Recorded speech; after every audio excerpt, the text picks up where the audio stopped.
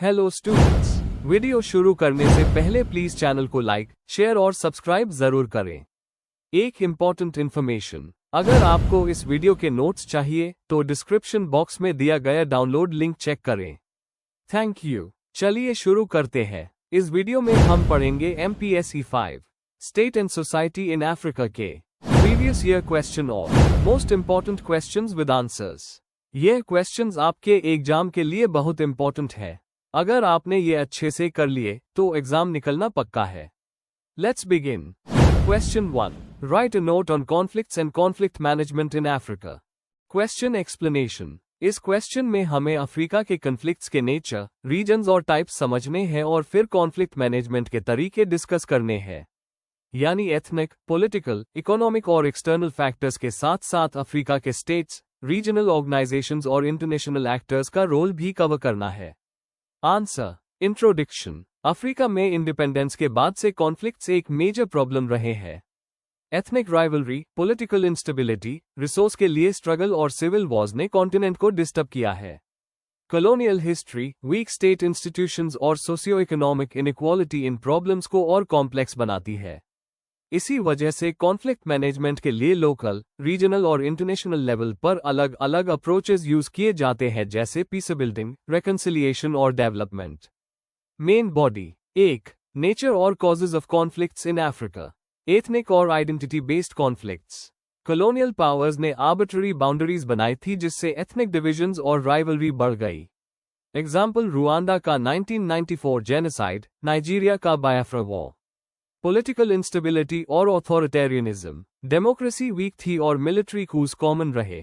Example Uganda under Idi Amin, West Africa के coups. Resource based conflicts. Oil, diamonds और minerals के लिए लड़ाई। Example Sierra Leone, blood diamonds, DRC, mineral war. External और cold war interventions. Angola, Mozambique जैसे countries cold war के proxy battlefields बन गए। 2. Types of conflicts. Civil wars और secessionist movements. Sudan, south Sudan और एरिट्रिया इथियोपिया जैसे examples. Interstate conflicts. Ethiopia Eritrea war 1998-2000 एक major territorial dispute था। Religious और terror related conflicts. Boko Haram, Nigeria और अल शबाब, सोमालिया के अटैक्स ने नया डायमेंशन दिया। 3. कॉन्फ्लिक्ट मैनेजमेंट के mechanisms. Domestic measures. Governance strong करना, डेमोक्रेसी प्रमोट करना, इंक्लूसिव इंस्टीट्यूशंस बनाना। एग्जाम्पल साउथ अफ्रीका की truth and reconciliation commission. Regional organisations. African Union, AU, peace and security council के जरिए पीस कीपिंग मिशंस। ECOWAS और IGAD। Liberia, Sierra Leone और Sudan के peace talks में important role. International actors. UN peace keeping, Congo, Sudan, Mali में operations. Donors और NGO, post conflict reconstruction में मदद। 4. Challenges in conflict management, weak state institutions. Peace enforce करने की capacity कम होती है। करप्शन और पैट्रोनेज पॉलिटिक्स, ट्रस्ट खत्म कर देते हैं। एक्सटर्नल डिपेंडेंस, UN या वेस्टर्न पावर्स पर ज्यादा Reliance. Proliferation of small arms, weapons की इजी अवेलेबिलिटी कॉन्फ्लिक्ट को और बढ़ाती है।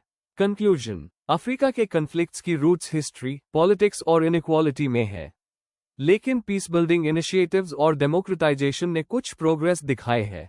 सस्टेनेबल पीस के लिए जरूरी है कि स्टेट कैपेसिटी स्ट्रांग हो, सिविल सोसाइटी को एम्पावर किया जाए, रीजनल कोऑपरेशन बढ़ाया जाए और रिसोर्सेस का फेयर डिस्ट्रीब्यूशन हो। तभी अफ्रीका अपने कॉन्फ्लिक्ट रिडन पास्ट को स्टेबिलिटी और डेवलपमेंट में बदल पाएगा। अगर आपको इस वीडियो के नोट्स चाहिए तो डिस्क्रिप्शन बॉक्स में दिए गए डाउनलोड लिंक को जरूर चेक करें। Thank you. चलिए अब अगला क्वेश्चन देखते हैं। Question 2, examine the status of human security in सब सहारन अफ्रीका। Question explanation. इस क्वेश्चन में हमें सब सहारन अफ्रीका में ह्यूमन सिक्योरिटी की स्थिति को समझना है। इसके अंदर इकोनॉमिक, पॉलिटिकल, हेल्थ, सोशल और एनवायरमेंटल प्रॉब्लम्स कवर करनी होंगी और ये भी देखना होगा कि गवर्नमेंट्स और इंटरनेशनल इंस्टीट्यूशंस ने क्या एफर्ट्स किए हैं।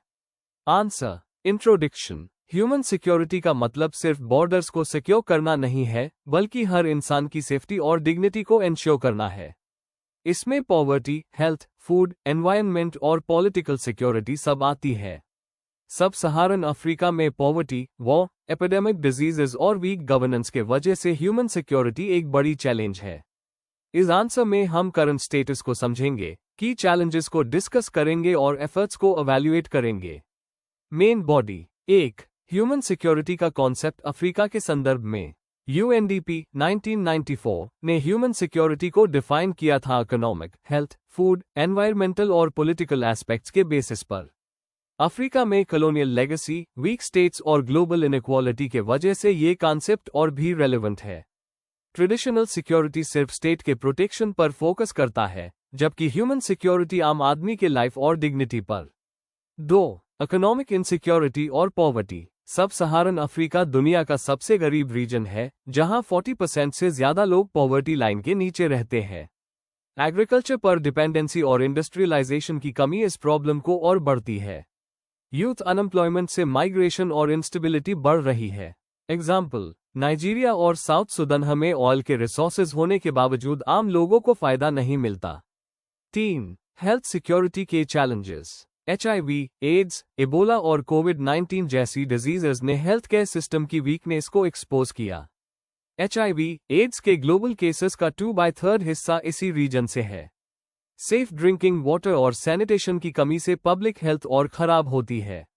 एग्जाम्पल, 2014 का इबोला आउटब्रेक ने गवर्नेंस और हेल्थ सिस्टम दोनों की कमजोरी दिखाए। 4. पॉलिटिकल इनसिक्योरिटी और governance problems. Weak institutions, corruption और ऑथोरिटेरियन रूल से ह्यूमन सिक्योरिटी और खराब होता है। एथनिक कॉन्फ्लिक्ट्स और पॉलिटिकल एक्सक्लूजन अक्सर वायलेंस में कन्वर्ट हो जाते हैं। एग्जाम्पल, माली और बकीना फासो के कप्स ने गवर्नेंस की फ्रेजिलिटी दिखाए। 5. आर्म्ड कॉन्फ्लिक्ट्स और डिस्प्लेसमेंट। सोमालिया, DRC और साउथ सुदान जैसी जगह पर सिविल वॉर्स और इंसर्जेंसीज कॉमन है। आर्म्ड ग्रुप्स रिसोर्सेज का मिसयूज करते हैं, जिससे पॉवर्टी और ह्यूमैनिटेरियन क्राइसिस होता है। रेफ्यूजीज और इंटरनली डिस्प्लेस्ड लोग बढ़ते जा रहे हैं। एग्जाम्पल, DRC का कॉन्फ्लिक्ट दुनिया के सबसे बड़े ह्यूमैनिटेरियन क्राइसिस में से एक है। 6. एनवायरनमेंट और फूड सिक्योरिटी। डिजर्टिफिकेशन, ड्रॉट और क्लाइमेट चेंज से फैमिन और माइग्रेशन बढ़ रही है। साहिल रीजन सबसे वल्नरेबल है। इथियोपिया और साउथ सुदान के फैमिन्स इसके क्लियर एग्जाम्पल्स हैं। 7. एफर्ट्स और रिस्पॉन्सेस। अफ्रीकन यूनियन और ECOWAS जैसे रीजनल बॉडीज ने पीस कीपिंग और कॉन्फ्लिक्ट प्रिवेंशन की कोशिश की। UNDP, WHO और NGO हेल्थ और पॉवर्टी रिडक्शन पर काम करते हैं। एजेंडा 2063 और SDG इंक्लूसिव ग्रोथ के लिए रोड मैप प्रोवाइड करते हैं। लेकिन करप्शन, लिमिटेड रिसोर्सेज और एक्सटर्नल डिपेंडेंस से प्रोग्रेस स्लो है। कंक्लूजन, सब सहारन अफ्रीका में ह्यूमन सिक्योरिटी को लेकर प्रॉब्लम्स अभी भी बहुत ज्यादा है। पॉवर्टी, डिजीजेस, वॉर और वीक गवर्नेंस सब इंटरकनेक्टेड है। रीजनल और इंटरनेशनल एफर्ट्स हेल्पफुल है, लेकिन स्ट्रक्चरल चेंजेस और कम्युनिटी एम्पावरमेंट के बिना सिचुएशन इंप्रूव नहीं होगी। ह्यूमन सिक्योरिटी तभी स्ट्रांग होगी जब डेवलपमेंट, पीस और राइट्स एक साथ प्रमोट किए जाएंगे। If you need the notes of this video, there's a download link in the description box. Be sure to check it out. Thank you. Question 3. Elaborate upon ethnicity and nationalism in Africa. Question explanation. इस question में हमें Africa के context में ethnicity और nationalism समझने हैं। मतलब, ethnicity कैसे पॉलिटिकल और सोशल लाइफ को अफेक्ट करती है, और नेशनलिज्म कैसे कॉलोनियल और पोस्ट कॉलोनियल पीरियड में डेवलप हुआ। हमें यह भी बताना है कि एथनिक डाइवर्सिटी और नेशन बिल्डिंग के बीच क्या टेंशन्स रहे। आंसर। इंट्रोडक्शन। एथनिसिटी का मतलब है एक ग्रुप की आइडेंटिटी जो लैंग्वेज, कल्चर, एंसेस्ट्री या ट्रेडिशंस पर बेस्ड होती है। नेशनलिज्म एक पॉलिटिकल आइडियोलॉजी है जो नेशन स्टेट के प्रति लॉयल्टी को एम्फसाइज करती है। अफ्रीका में दोनों चीजें कॉलोनियल लेगेसी और इंडिपेंडेंस स्ट्रगल से डीपली इन्फ्लुएंस्ड रही है। एथनिक डिविजन्स ने नेशनल यूनिटी में प्रॉब्लम्स क्रिएट की, लेकिन नेशनलिज्म ने फ्रीडम के लिए एक स्ट्रॉन्ग फोर्स प्रोवाइड की। Main body. 1. Ethnicity in Africa. Meaning, Africa में एथनिसिटी सिर्फ कल्चर तक लिमिटेड नहीं है, बल्कि पॉलिटिक्स में भी उस होती है। Colonial influence. कॉलोनियल रूलर्स ने डिवाइड एंड रूल पॉलिसी से एथनिक ग्रुप्स के बीच डिफरेंसेस को बढ़ाया और कुछ ग्रुप्स को प्रेफर किया। एग्जाम्पल्स, रवांडा का हुतू टुत्सी कॉन्फ्लिक्ट, नाइजीरिया का योरुबा हाउसा इग्बो डिवाइड और केन्या में ककुयु लुओ राइवलरी इसके एग्जाम्पल्स हैं। 2. अफ्रीकन नेशनलिज्म का उदय। मीनिंग, अफ्रीका का नेशनलिज्म कॉलोनियल ऑपरेशन का जवाब था और सेल्फ रूल की डिमांड से इंस्पायर्ड था। एंटी कॉलोनियल मूवमेंट्स, 1940 to 60 के बीच नेशनलिस्ट लीडर्स जैसे क्वामे नक्रूमा, जोमो केन्याटा और जूलियस न्येरेरे ने मासस को मोबिलाइज किया। पैन अफ्रीकनिज्म, एक लार्जर मूवमेंट जो एथनिक बाउंड्रीज के ऊपर यूनिटी और सॉलिडारिटी प्रमोट करता था। 3. Ethnicity versus nationalism conflicts, contradictions, nationalism unity लाना चाहता था, पर एथनिसिटी ने फ्रैगमेंटेशन क्रिएट की। कई देशों में एथनिक बेस्ड पॉलिटिकल पार्टीज बने जो इंटीग्रेशन को वीक करते रहे। Violence, Nigerian civil war 1967 to 70, Rwanda genocide 1994, ethnicity और नेशनलिज्म के बीच टेंशन के कॉन्सिक्वेंसेस थे। पोस्ट इंडिपेंडेंस इश्यूज, नए स्टेट्स को एथनिक डाइवर्सिटी और नेशनल यूनिटी के बीच बैलेंस बनाना मुश्किल रहा। 4. Contemporary situation, ethnic politics today, elections और पॉलिटिक्स अभी भी एथनिक लॉयल्टीज से हेविली इन्फ्लुएंस होते हैं। पॉजिटिव एग्जाम्पल, टैंजानिया के जूलियस न्येरेरे ने नेशनल आइडेंटिटी को प्रमोट करने के लिए उजमा पॉलिसी लगाए। ग्लोबल कॉन्टेक्स्ट, आज के टाइम में African nationalism globalization, African union और इकोनॉमिक स्ट्रगल से भी शेप हो रहा है, लेकिन एथनिसिटी ग्रासरूट्स लेवल पर स्ट्रांग है। कंक्लूजन, अफ्रीका में एथनिसिटी और नेशनलिज्म एक दूसरे के साथ जुड़ी हुई फोर्सेस रही है। एथनिसिटी ने अक्सर फ्रैगमेंटेशन क्रिएट की, जबकि नेशनलिज्म ने कॉलोनियलिज्म के खिलाफ यूनिटी दी। आज भी चैलेंज ये है कि एथनिक डाइवर्सिटी को एक स्ट्रेंथ बनाया जाए और इंक्लूसिव नेशनल आइडेंटिटी बिल्ड की जाए। अफ्रीका का फ्यूचर इसी बैलेंस पर डिपेंड करता है। If you need the notes of this video, there is a download link in the description box. Be sure to check it out. Thank you. Question 4. Discuss the issue of direct violence in Africa. Question explanation. इस question में हमें Africa के context में direct violence समझाकर लिखना है। मतलब direct violence क्या होता है, उसके हिस्टोरिकल रीजंस, कॉजेस, फॉर्म्स और कॉन्सिक्वेंसेस क्या है। साथ ही कुछ एग्जाम्पल्स और सॉल्यूशंस भी देने हैं जो इसका इम्पैक्ट कम करने के लिए यूज किए गए। आंसर। इंट्रोडक्शन। डायरेक्ट वायलेंस का मतलब है ऐसी फिजिकल फोर्स जो इंजरी, डिस्ट्रक्शन या डेथ का कारण बनती है।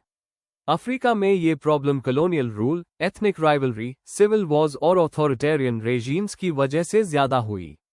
यह violence genocide, insurgency, state repression और टेररिज्म के फॉर्म में दिखता है। इस आंसर में हम इसके कॉजेस, फॉर्म्स, कॉन्सिक्वेंसेस और रिस्पॉन्सेस को डिटेल में डिस्कस करेंगे। Main body. 1. डायरेक्ट वायलेंस और उसका कॉन्टेक्स्ट।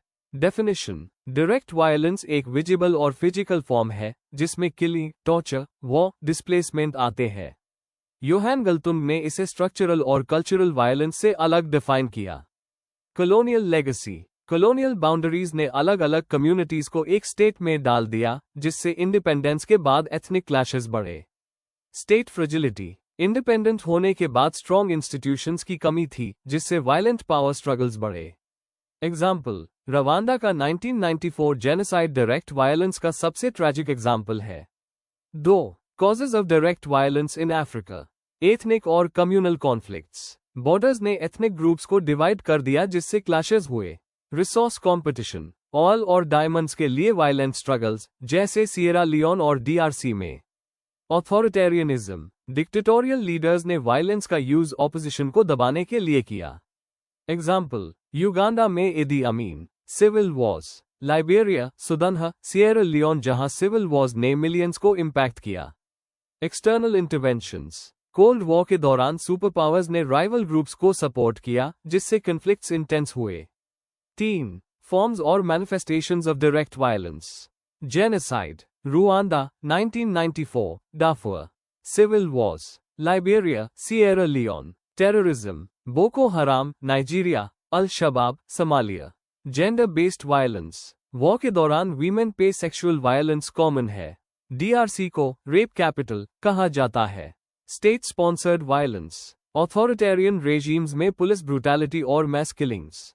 4. कॉन्सिक्वेंसेस और responses. Humanitarian crisis. Millions refugees और डिस्प्लेस्ड पर्सन्स बने। Economic collapse. इंफ्रास्ट्रक्चर और एग्रीकल्चर डिस्ट्रॉय हो गई। Social division. एथनिक हेट्रेड और ज्यादा बढ़ गया। Psychological trauma. जनरेशंस अफेक्टेड हुई। Responses. African Union peace missions जैसे Somalia. Truth and reconciliation commissions South Africa. ICC ने वॉर क्रिमिनल्स को प्रोसिक्यूट किया। एनजीओ ने ग्रासरूट्स पीस एजुकेशन शुरू किया। कंक्लूजन, डायरेक्ट वायलेंस अफ्रीका के लिए एक बड़ी चैलेंज है जो कॉलोनियल हिस्ट्री, एथनिक राइवलरी और रिसोर्स पॉलिटिक्स से जुड़ी है। इसने डेवलपमेंट को रोक दिया और सोसाइटीज को डिवाइड कर दिया। लेकिन पीस मिशंस, रेकंसिलिएशन कमीशंस और इंटरनेशनल जस्टिस के स्टेप्स ने कुछ इंप्रूवमेंट दिखाए हैं। लॉन्ग टर्म सोल्यूशन के लिए इंक्लूसिव गवर्नेंस और स्ट्रांग इंस्टीट्यूशंस जरूरी है। If you need the notes of this video, there's a download link in the description box. Be sure to check it out. Thank you. Question 5. What is SADCC? Explain. Question explanation. इस question में हमें SADCC, Southern African Development Coordination Conference, को define करना है, उसके objectives, functions और role explain करना है। साथ ही इसका ट्रांसफॉर्मेशन SADC में और उसका इंपॉर्टेंस भी डिस्कस करना है। Answer. Introduction. Southern African Development Coordination Conference SADCC 1980 में बनाई गई थी, जिसका मेन पर्पस था अपार्टाइड साउथ अफ्रीका पर डिपेंडेंसी कम करना और मेंबर स्टेट्स के बीच इकोनॉमिक कोऑपरेशन को प्रमोट करना।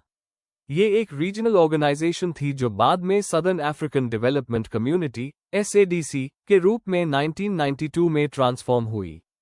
इस आंसर में हम इसका बैकग्राउंड, ऑब्जेक्टिव्स, प्रोग्राम्स और इंपॉर्टेंस डिटेल में पढ़ेंगे। Main body. 1. Historical background and formation. SADCC officially 1980 में लुसाका, जाम्बिया में फॉर्म हुई थी। इसके फाउंडिंग मेंबर्स थे Angola, Botswana, Lesotho, Malawi, Mozambique, Swaziland, आब एस्वातिनी, टैंजानिया, ज़ाम्बिया और जिम्बाब्वे। उस वक्त कॉन्टेक्स्ट अपार्टाइड के खिलाफ स्ट्रगल का था और कंट्रीज साउथ अफ्रीका की इकोनॉमिक और ट्रांसपोर्ट डिपेंडेंसी से निकलना चाहते थे।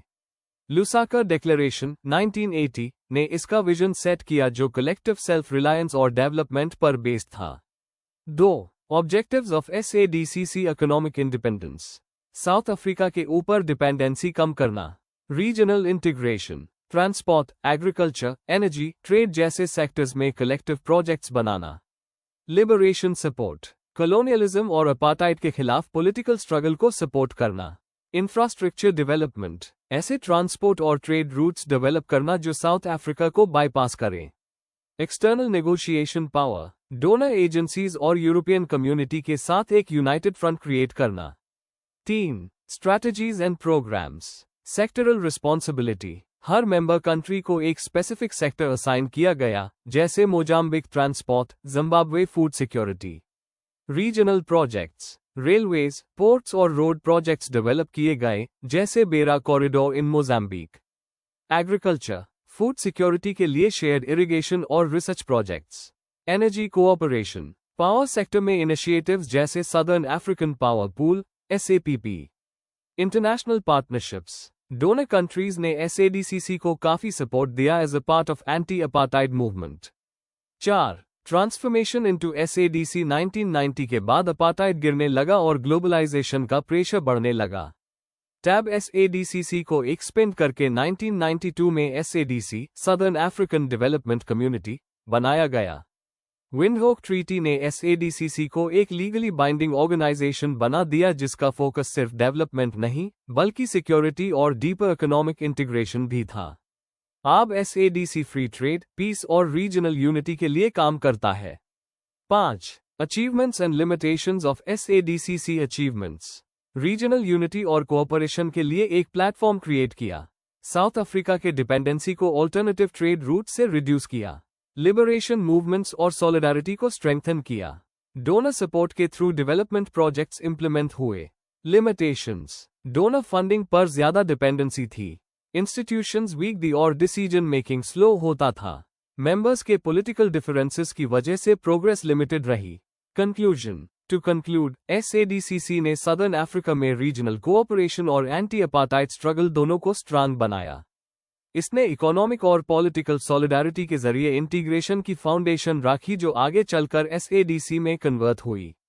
इसका लेगेसी यह है कि इसने अफ्रीका को सेल्फ रिलायंस और कलेक्टिव आइडेंटिटी के कॉन्सेप्ट से जोड़ा।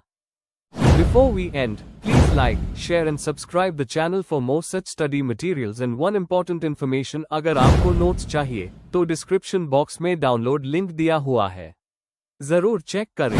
Thank you.